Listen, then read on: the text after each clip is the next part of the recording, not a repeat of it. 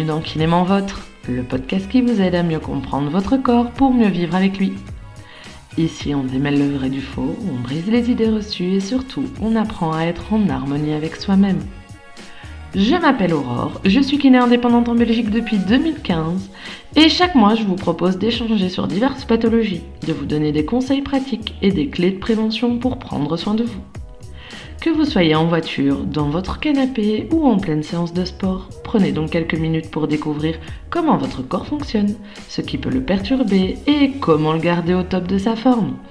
Alors préparez-vous, ici on parle santé, on parle bien-être, mais surtout on parle de vous.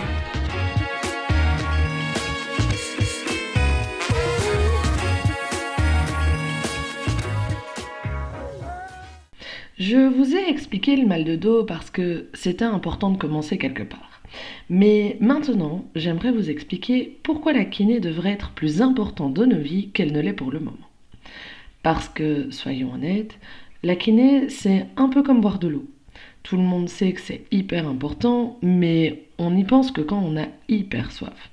Et moi aujourd'hui, je vais vous donner envie d'en boire un grand verre et j'espère peut-être même en faire une habitude. Alors, la kiné, c'est quoi ? Non, ce n'est pas juste des massages. Non, ce n'est pas du sport intensif où je vous hurle dessus comme un coach militaire. Et non, je n'ai pas fait 4 ans d'études pour vous mettre un coussin chauffant et vous dire « reposez-vous bien ». La kiné, c'est l'art et la science de remettre le corps en mouvement. Parce qu'après tout, le mouvement, c'est la base de tout. Marcher, courir, se lever de son canapé sans ressembler à un vieux robot rouillé. Bref, si votre corps était une voiture, la kiné serait à la fois votre mécanicien et votre moniteur d'auto-école pour vous apprendre à mieux conduire votre propre moteur. Même si avant, la kiné se limitait à gérer juste la zone du corps qui faisait mal. Aujourd'hui, on aborde le patient de manière beaucoup plus globale. On parle d'une approche biopsychosociale car on ne s'appuie pas uniquement sur le diagnostic du médecin. Maintenant, on réalise nos propres bilans. On observe le patient de la tête aux pieds. On analyse ses habitudes, son environnement, son stress. Bref, on prend en compte l'être humain, pas juste son squelette. Et les outils du kiné, c'est quoi ? Ce sont ses mains et son cerveau. On finit toujours par passer par le mouvement. Mais ce sont nos mains qui ressentent, qui analysent, qui détectent les tensions et les dysfonctionnements. Et parfois, il faut se creuser les méninges pour trouver la solution et adapter un traitement parfaitement personnalisé. Pourtant, on voit de plus en plus de kinés qui suivent des protocoles standardisés sans plus jamais toucher leurs patients. Chacun sa manière de travailler, mais entre ceux qui prennent plusieurs patients en même temps et ceux qui appliquent des protocoles tout faits, je trouve qu'on s'éloigne du cœur du métier, redonner au patient les pleins pouvoirs de son corps et de ses mouvements. Alors, il faut aussi savoir que la kiné, c'est un peu comme une boîte à outils. Tout kiné a les bases, mais selon ses expériences et ses passions, il va affûter certains instruments plus que d'autres. Et c'est là que la spécialisation entre en jeu. Donc, on va reprendre les bases de la kiné pour commencer, et puis on va parler des spécialisations. À la base, c'est de la rééducation. L'objectif, vous aider à récupérer 100% de vos capacités après une blessure, une opération ou une pathologie. Mais ce qui différencie des autres approches, c'est la régularité. Ici, on n'a pas de baguette magique ni de séance miracle en one shot. C'est du travail de fond et du long terme. Parce que oui, parfois, il faut verser un peu de sueur pour aller mieux. Dans la formation de base, on a 3 grands domaines que tout kiné maîtrise. Le système cardio-respiratoire et vasculaire.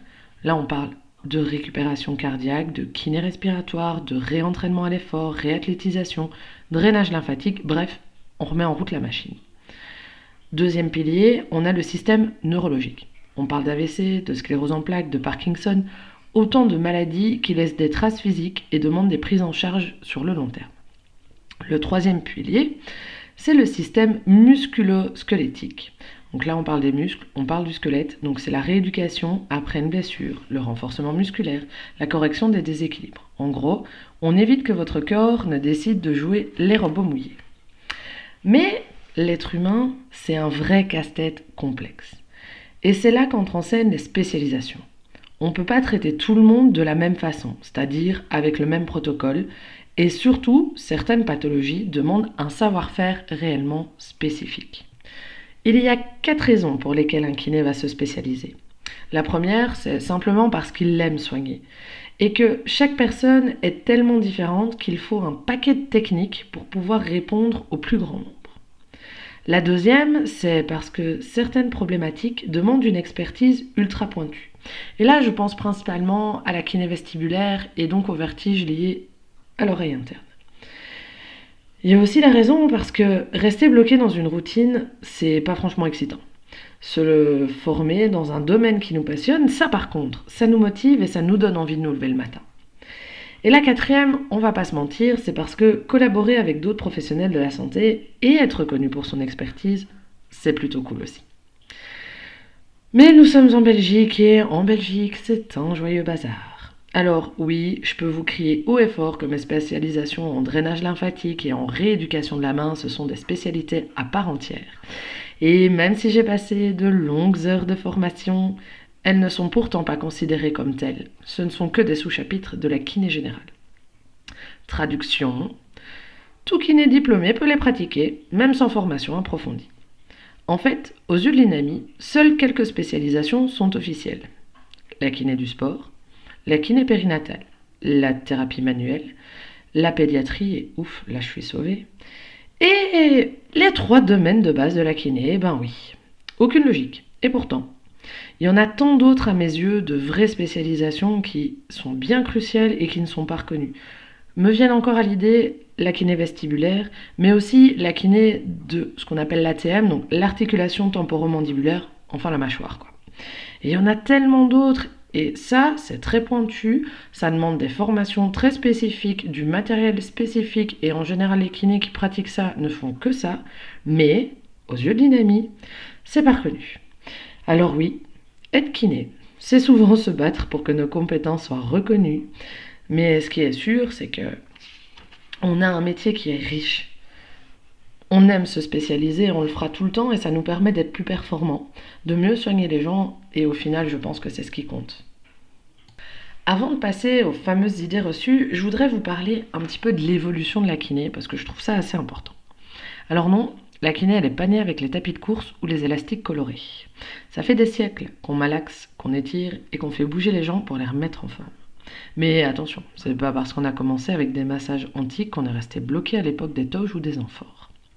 La kiné, c'est vraiment une très vieille branche. On retrouve des traces de son existence dès 400 avant notre ami JC. Et c'est le bon vieux père de la médecine, c'est Hippocrate qui a mis ça en avant. Il conseillait déjà le mouvement et les massages pour soulager les douleurs, ralentir le vieillissement. Et spoiler alerte, il avait raison. Puis, pendant des siècles, la médecine a joué au yo-yo entre avancées scientifiques et croyances un peu douteuses. Certains pensaient purifier le corps avec des saignées, quand d'autres misaient sur les potions magiques. Bref, un joyeux bordel. Mais heureusement, début des années 1800, Henrik Ling débarque avec les bases de la kiné moderne et remet de l'ordre dans tout ça. Mais c'est réellement après la Seconde Guerre mondiale que la kiné a été officiellement reconnue comme métier. Bah oui, beaucoup de blessés au front, et il faut vite les remettre sur pied, donc pourquoi pas en faire un métier? Jusqu'aux années 90, on s'est contenté de faire ce qui marchait sans trop se poser de questions, ni savoir pourquoi c'était efficace en fait. Puis, la science s'est invitée dans l'équation. C'est à ce moment-là qu'on a tout étudié, comparé, et qu'on s'est rendu compte qu'un bon traitement doit être adapté à chaque patient. Il n'y a donc pas de solution miracle universelle, donc pas de protocole fixe. Aujourd'hui, on s'est rendu compte qu'il y avait 3 piliers essentiels. En petit 1, la science. Forcément, il faut bien appuyer nos pratiques sur des théories et des preuves. En 2, l'expérience clinique. Parce qu'un bon kiné, c'est aussi quelqu'un qui sait s'adapter aux réalités du terrain. Et pour finir, en petit 3, l'individualisation justement. Parce qu'un traitement efficace, c'est celui qui prend en compte la personne et pas juste la pathologie. C'est ça qui rend le métier passionnant. On ne fait jamais 2 fois la même chose et on ne sait jamais exactement ce qu'on va faire quand le patient arrive. La kiné évolue en permanence et nous, on évolue avec elle. Alors non, je ne vais pas vous dire que c'est le métier le plus beau du monde, même si je le pense très fort. Mais c'est un métier qui bouge, qui se réinvente et qui surtout change des vies. Et franchement, c'est quand même un privilège de se lever le matin en sachant qu'on va aider des gens à être mieux dans leur corps et même souvent dans leur esprit.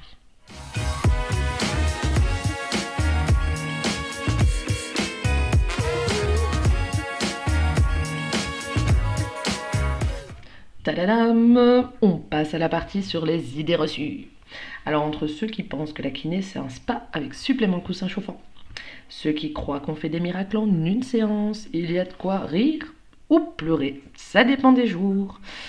Je pouvais pas tous les faire, j'en ai choisi 6 et donc on est parti, on remet les pendules à l'heure.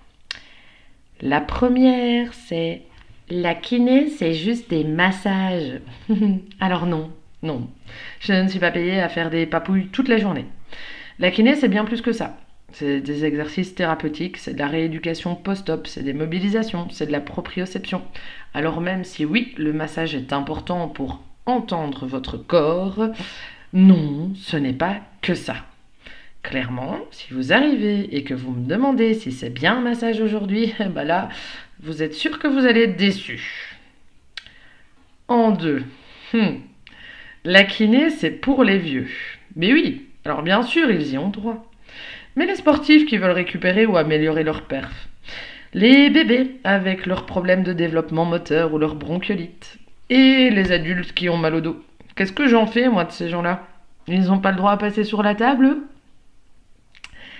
Ah, ma préférée. La kiné, ça sert à rien, ça marche pas. Qu'est-ce que ça m'énerve. Et ça vient toujours des mêmes personnes. Ceux qui ne font pas leur exercice, ceux qui pensent qu'on est magicien, ou ceux qui pensent qu'on va tout faire à leur place. Mais non, non. La kiné, c'est un travail d'équipe. Si on ne bosse pas ensemble, et j'insiste sur ce point, ça n'avancera jamais. Un kiné, ça peut tout soigner. Alors oui, on fait des miracles. Mais on a une limite. Non, je ne vais pas résoudre votre os d'une cassure. Non, je ne vais pas non plus régénérer un cartilage abîmé. Alors je soulage, je rééduque, je vous accompagne, mais non, je ne fais pas de magie. Vient ensuite la kiné ou l'ostéo, c'est le même nom. Alors oui, c'est la même base, mais c'est tout. Ostéo, c'est normalement un one-shot. Alors je sais qu'il y a aussi une deuxième séance, un peu pour être sûr que tout est bien remis en place, mais voilà, c'est 1-2 séances, pas plus en général. En plus, c'est sans prescription du médecin. Alors que nous, les kinés, c'est sur du long terme, c'est avec l'accord du médecin. Et au final, voilà, il faut se dire que ostéo et kiné, c'est complémentaire. Mais les kinés, normalement, ne font pas craquer les os. Ça, c'est important. C'est un travail d'ostéo. Ils font 5 années d'études, c'est pas pour rien. Alors, on en vient à mon dernier mythe que j'entends souvent, c'est ça va, la kiné ne fait pas grand-chose. C'est la machine qui fait tout. La fameuse électrothérapie ou les ondes de choc, qui vous font croire qu'on se tourne les pouces. Eh ben non. Ce sont des outils complémentaires, mais la vraie kiné avant tout, c'est une analyse, c'est des techniques manuelles, c'est des exercices adaptés. Et puis, oui, les machines, ce sont un complément, mais c'est tout.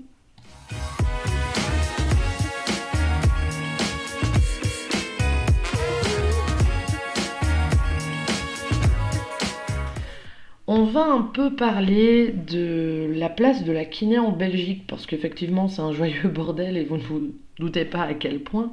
Mais il y a quand même des points essentiels sur lesquels je voudrais insister, parce que beaucoup de kinés ont l'air de l'oublier et moi ça me met dans une rage folle, et même s'ils se justifient, je suis absolument pas d'accord avec eux.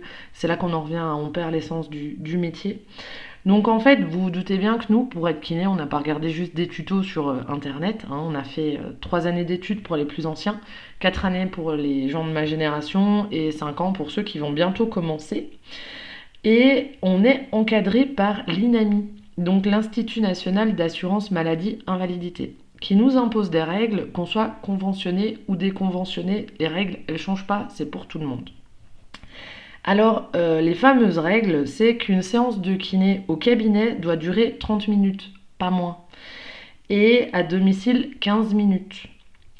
Alors, on va bien sûr parler du cabinet parce que c'est ce que je pratique le plus et que c'est ce qu'on retrouve le plus. Pendant ces 30 minutes, il doit y avoir 20 minutes de travail actif. Ça veut dire où le kiné doit être exclusivement avec le patient. Qu'il n'est pas obligé de le toucher, ça peut être de l'accompagnement d'exercices, de conseils, de prévention, mais c'est hors de question de poser des électrodes et de partir boire un café. Malheureusement, j'ai beaucoup de patients en retour qui me disent: oh, mais moi, il me mettait des électrodes et puis il en faisait un autre.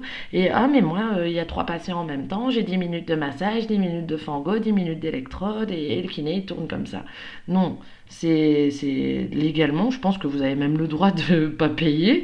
Je vais pas me lancer là-dedans, mais vous n'irez jamais mieux avec ce genre de séance. Faut savoir qu'il y a des kinés comme moi, et je suis pas la seule heureusement, qui travaillent encore à un patient à la demi-heure avec un réel encadrement, et ça vous permet en très peu de séances, avec des guillemets, hein, parce que si vous avez une pathologie depuis des années, on n'est pas faiseur de miracles encore une fois, mais vous ne mettrez pas 36 séances pour aller mieux. Hein, en peut-être 9 séances, voilà, vous sentirez vraiment, vraiment une amélioration. Alors, on entend souvent, oui, mais on a droit à 18 séances par an. Alors, c'est 18 séances par an par motif et c'est renouvelable 3 fois. Ça, il faut le savoir aussi. Alors, je vous ai parlé de kiné conventionné et kiné non conventionné. La différence, c'est que nous, les conventionnés, on doit suivre les tarifs réglementés par l'INAMI. Mais vous, en tant que patient, ça vous permet un remboursement optimal et ça permet au kiné de faire le tiers payant, ce qui est un avantage pour vous. Les kinés non conventionnés, eux par contre, ils sont en tarif libre, donc ils peuvent demander exactement ce qu'ils ont envie. Et donc le supplément qui est à la charge du patient est incroyable. Il peut monter jusqu'à 30 euros, ce qui est le prix d'une séance de kiné en convention. Et alors ces kinés-là sont absolument pas obligés de faire le tiers payant. Donc voilà. C'est un choix. Tous les kinés doivent dire s'ils sont conventionnés ou non conventionnés. Vous avez le droit de poser la question, ils doivent vous répondre et c'est normalement obligé d'être indiqué dans la salle d'attente. Alors il faut savoir qu'on n'est pas qu'un métier de soins non plus. On bosse aussi en prévention, en éducation thérapeutique et en rééducation fonctionnelle, et souvent en lien avec d'autres professionnels de la santé. Alors en Belgique, ça manque un peu de tout. La seule chose qu'on fait réellement, c'est la rééducation fonctionnelle, bien sûr, mais c'est vrai que la prévention, l'éducation thérapeutique, donc les conseils après séance, et la communication avec les autres professionnels de la santé, c'est toujours un petit peu compliqué.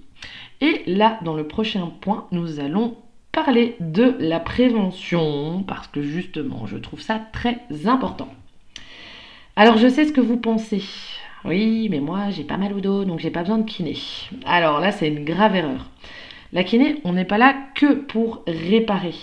C'est aussi prévenir. Alors, si vous attendez d'avoir une carie pour vous brosser les dents, on est un peu loin, ben c'est un peu la même chose. Si vous attendez d'avoir mal pour vous occuper de votre corps, c'est déjà trop tard en fait. La prévention, c'est la clé. On vient souvent voir le kiné quand il est déjà trop tard, quand on est bloqué, quand l'épaule ne se lève plus, quand les genoux grincent, qu'on est devenu une porte mal huilée en fait. Mais si on anticipait un peu, on éviterait bien des douleurs inutiles.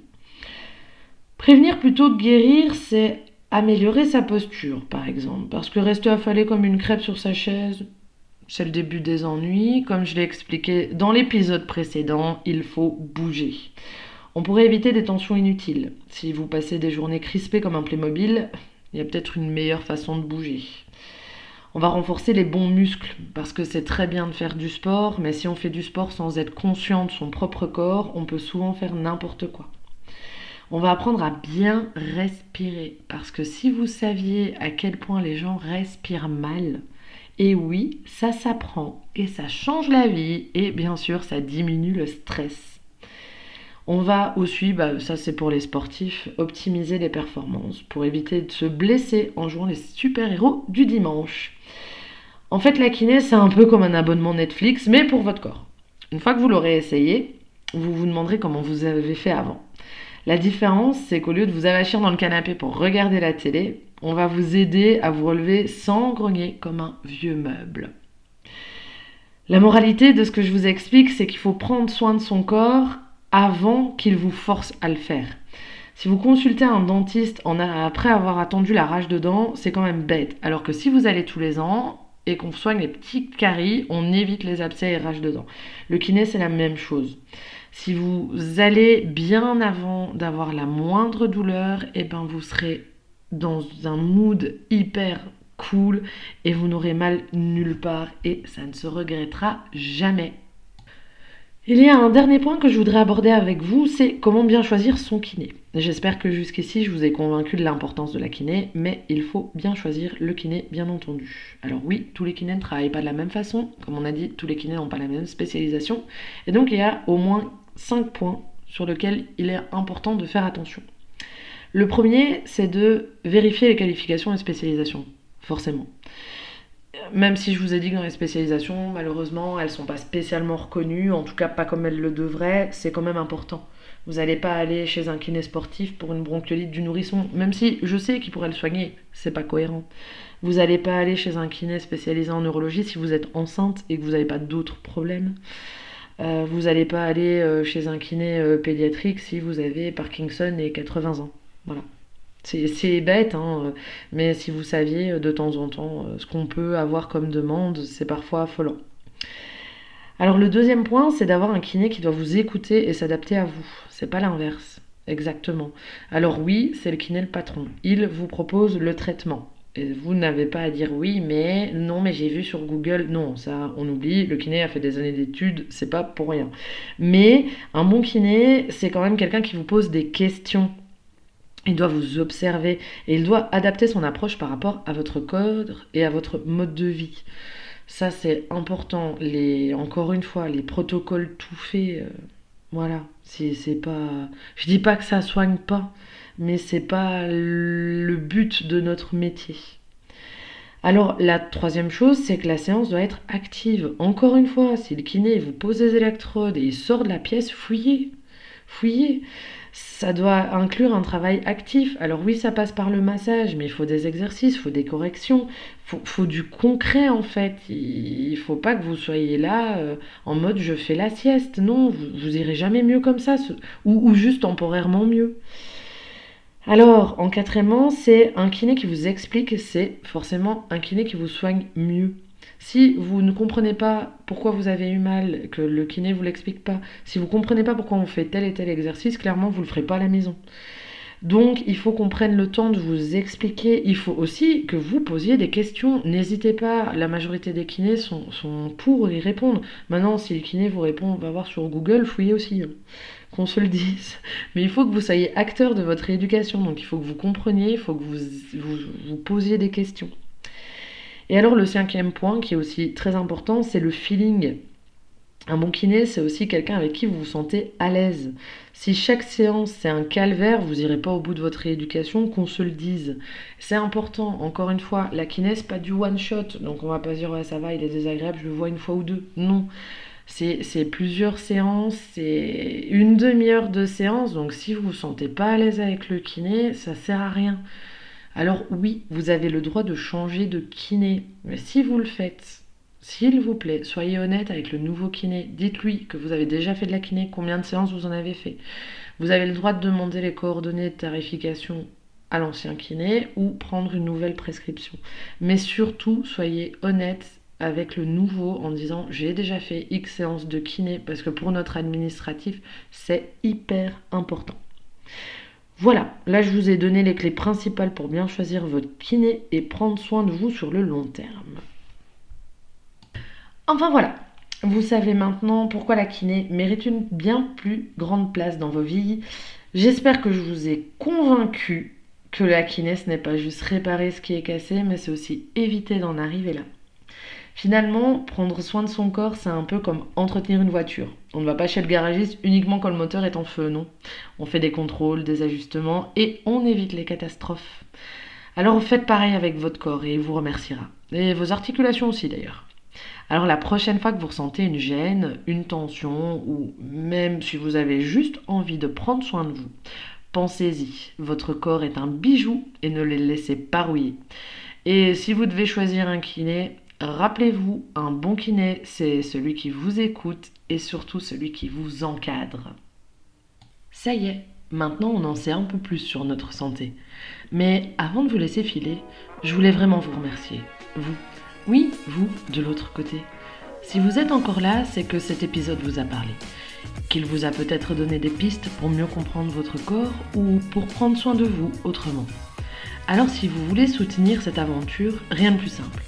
Un petit like, un partage ou même une recommandation à votre entourage, parce que la prévention, c'est un cadeau que l'on peut tous offrir.